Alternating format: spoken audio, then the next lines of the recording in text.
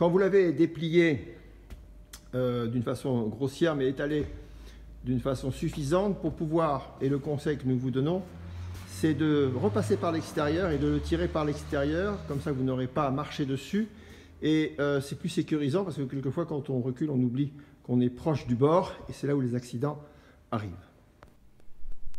Oui, nous avons donc cet EPDM qui se présente comme cela. Il suffit de le soulager par l'extérieur pour qu'on puisse avoir un petit peu de jeu. On vient plaquer donc avec ses doigts la partie pour qu'il puisse venir épouser l'angle à 90 degrés.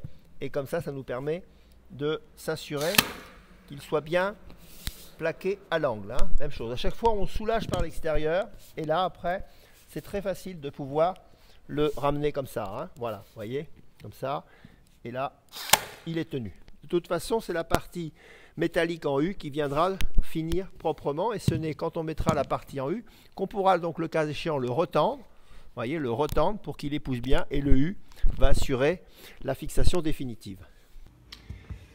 Voilà, là nous sommes donc sur la partie du U d'habillage, du U de couvertine. Donc nous l'approchons à quelques centimètres, 1 ou 2 centimètres de l'angle de retour, hein, puisque nous aurons après des petites pièces d'angle pour finir proprement. On l'engage à la main, ça force un petit peu, c'est normal.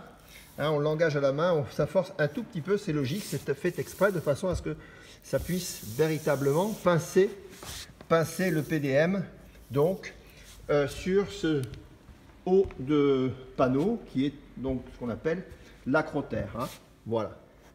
Donc cette partie-là est engagée à la main et on va faire de même pour tout le tour du toit de ce Kitea. Voilà, il nous reste donc un bout à faire d'1 mètre à peu près, donc c'est très simple. On va venir donc découper ce U avec un outil qui est une cisaille à métaux. Vous pouvez aussi prendre une scie à métaux, ça fonctionne très très bien.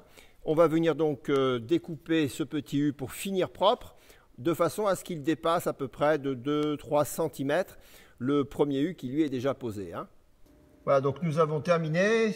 Ce U donc superpose le premier et on va regarder la partie finition sur l'arrière où ce U vient au-dessus du L d'angle. Voilà, et nous aurons donc à découper bien sûr le PDM et à mettre la gouttière pour faire le récollement des eaux de pluie.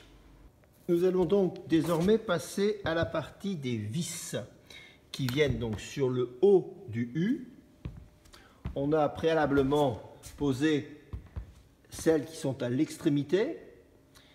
Donc ces petits vis auto-perforantes avec un embout de 8 mm s'engagent très facilement directement dans l'embout et on va venir les poser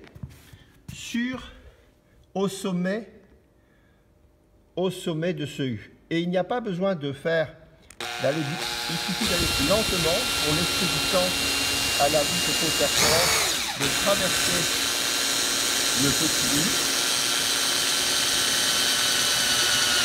Et dès l'instant où c'est traversé, après, la fixation se fait parfaitement. Ne faites pas chauffer votre vis. Un petit tour d'horizon pour vous montrer à peu près la densité de vissage que l'on peut avoir sur ces U de couvertine, hein, qui viennent donc au sommet de l'acrotère du bois. On a positionné en angle des vis légèrement en retrait puisque après découpe de l'EPDM on viendra mettre des angles de finition, pardon. Donc voilà, donc on a à peu près tous les 40-50 cm une fixation de vis auto-perforante métal avec bien sûr la même teinte du râle. Pour la coupe de l'EPDM, il faut lever son EPDM pour qu'il puisse être coupé par le cutter d'une façon très propre et non pas le laisser pendre à le couper. Donc on le relève, on engage la lame de son cutter et on coupe très facilement le PDM débordant sous la couvertine.